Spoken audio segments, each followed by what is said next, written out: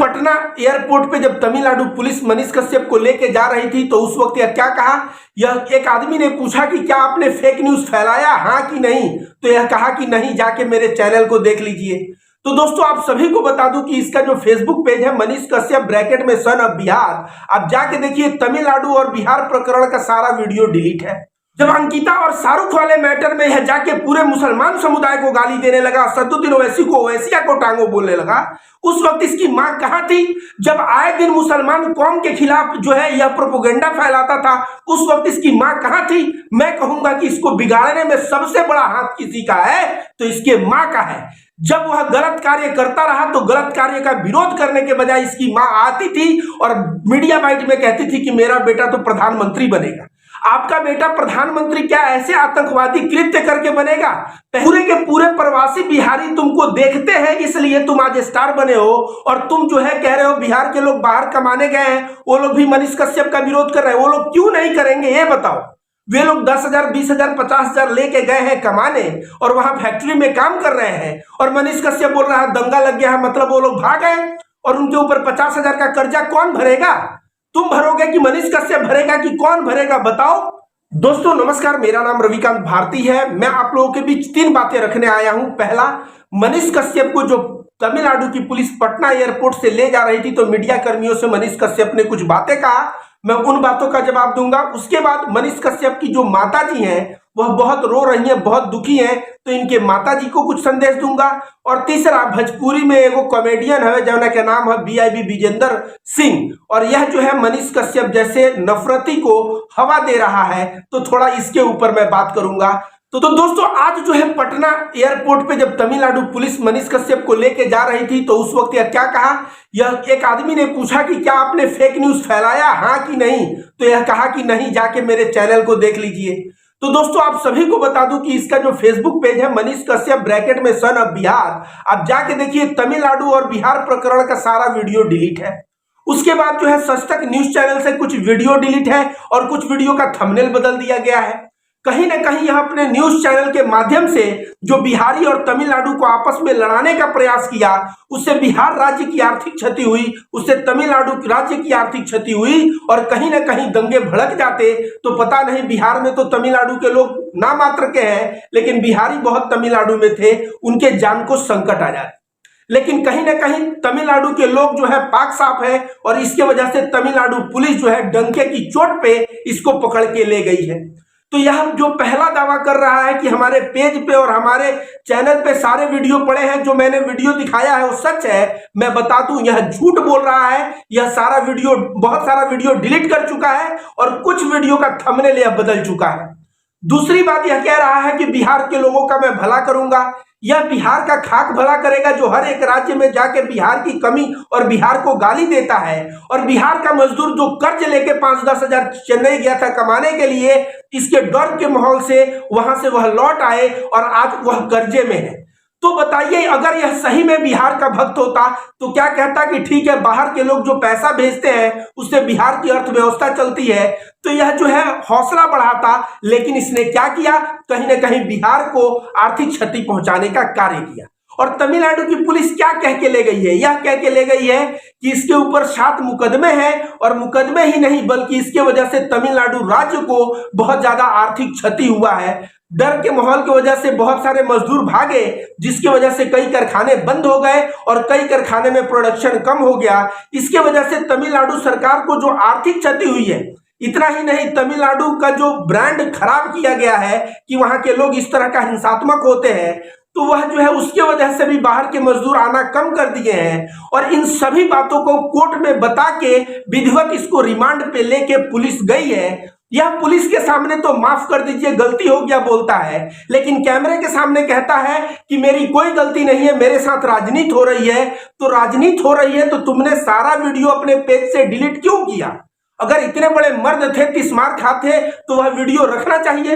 अब इसके अंधभक्त गोबर भक्त आके मुझको गाली देते हैं तो गाली दो, लेकिन यह तुम्हारा जो चड्डी छाप पत्रकार मैं जो नाम दिया हूं, जिसको तुम अपना बाप मान बैठे हो, यह बिहार का कभी मुख्यमंत्री तो छोड़ो, गांव का मुखिया बन जाए तो मैं रविकांत भारती अपना नाम बदल दूंगा।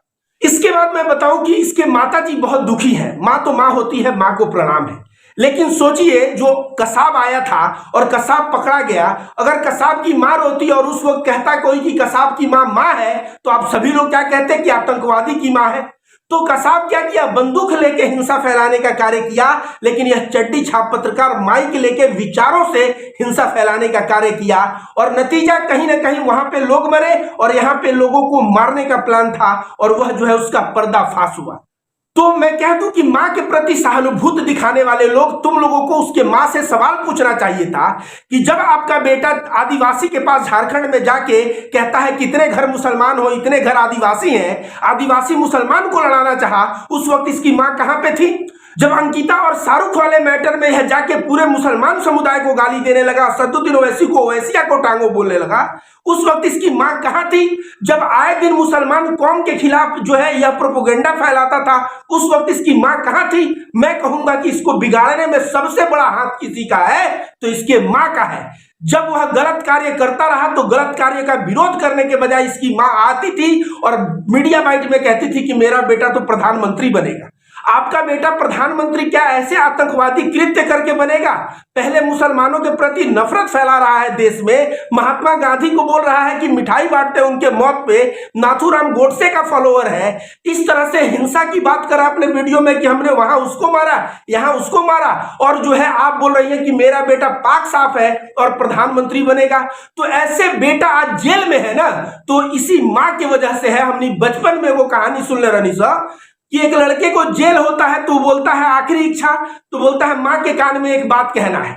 वह मां जब आती है तो उसका कान काट लेता है और कहता है जब मैं बचपन से चोरी करके पेन लाता था, रबड़ लाता था, तो मेरी मां जो है मेरा पीठ थपथपाती थी, उसी वक्त मुझे मारी पीटी होती तो शायद मैं सुधर गया होता, आज मुझे सजा नहीं होती। लेकिन इसने मेरा मनोबल बढ़ाया और इसके वजह से मैं उस कार्य में और भी महारत हासिल कर लिया और मैं चोर इतना बड़ा हो गया कि आज मुझे सजाए मौत की सजा मिल रही है।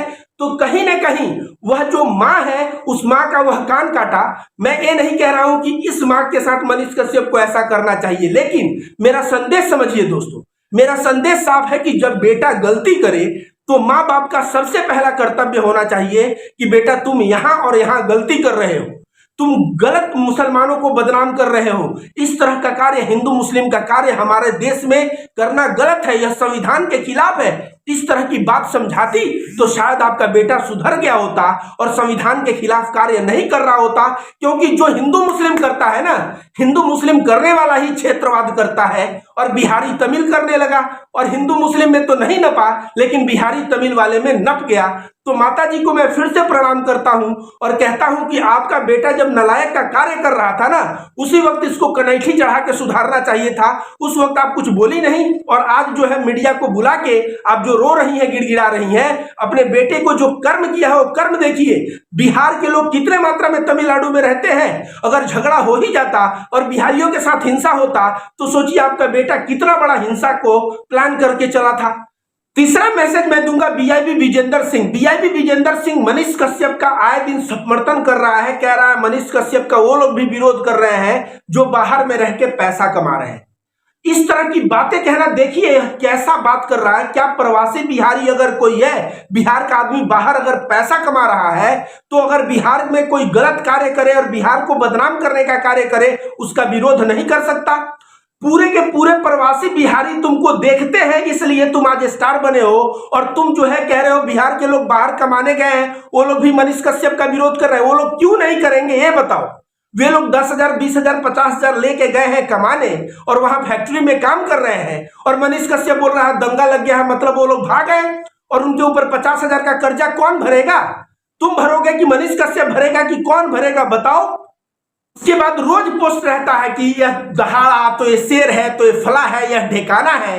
बीआईबी विजेंद्र सिंह, तुम गए थे लंदन, वहां पे पाकिस्तानी मिलता था तो तुम कहते थे तुम मेरे भाई हो, पाकिस्तानी मेरे भाई हैं, और वह बिहार में आके जो बंदा मुसलमानों को दिन और रात गाली देने का कार्य करता है, मुसलमान समुदाय के खिलाफ प्रोपेगेंडा चलाता है, आज बीआईबी विजेंद्र सिंह तुम उसका सपोर्ट कर रहे हो।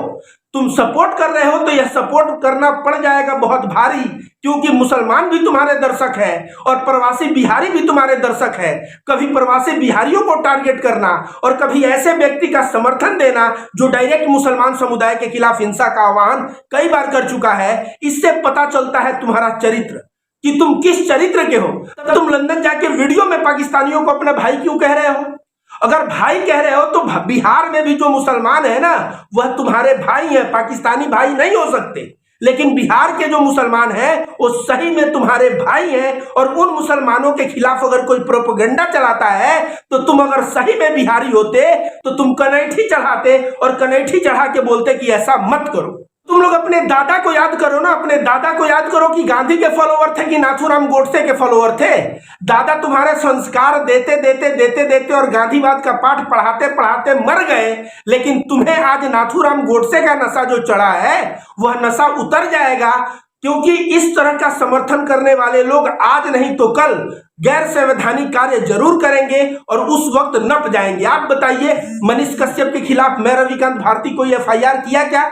नहीं किया, लेकिन पिछले 6 महीने से विरोध कर रहा था। सबसे पहला व्यक्ति मैं हूं जो मनीष कश्यप का विरोध कर रहा था। सोचिए कि विरोध करते करते आज वह चुंगल में फंस गया, और फंसाने वाला मैं नहीं हूं बल्कि उसके बुरे कर्म हैं, क्योंकि मैं भी जानता हूं कि ईश्वर के घर में देर है पर अंधेर नहीं। जो बंदा मुस्लिम समुदाय को टारगेट कर सकता है वह बंदा मानव को मानव नहीं समझता, और कभी बिहारी तमिल यह तो करना ही था और कर दिया और बिल्कुल फंस गया। और फंसने के बाद यह जो नेतागिरी कर रहा है पटना एयरपोर्ट से, तुम बिहारियों समझो इसके नेतागिरी को, और नहीं समझोगे ना तो तुम बता दें, फेसबुक और चुनाव लड़ना अलग बात होता है। एक चीज समझ लो, मुझको जो है देखने वाले लोग दिल्ली में है, मुंबई में है, गोपालगंज में है, फेसबुक एनालिटिक्स में सिटी आता है कहां कहां से देखते हैं, और मैं समझ लूं कि मैं चुनाव लड़ जाऊं तो जीत जाऊंगा, तो यह बात जान लो कि देखने वाले लोग पूरे विश्व में जो हिंदी समझते हैं हमें वे लोग देखते हैं, और पूरे विश्व के लोग वोट करने नहीं आएंगे।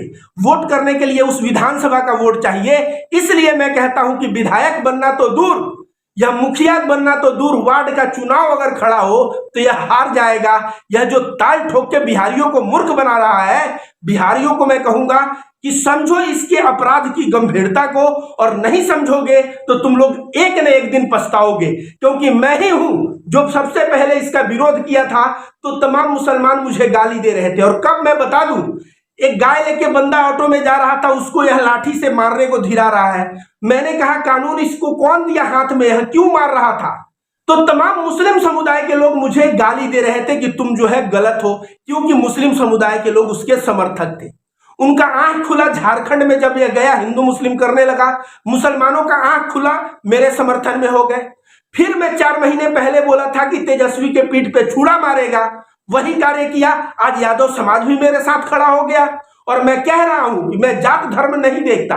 एक न एक दिन बिहार का हर एक आदमी मेरे साथ खड़ा दिखेगा, क्योंकि मैं जो बात कह रहा हूं यह बात में सच्चाई है और दूरदर्शिता है। तुम लोगों को एक न एक दिन मेरे साथ आओगे, यह मैं लिख के देता हूं।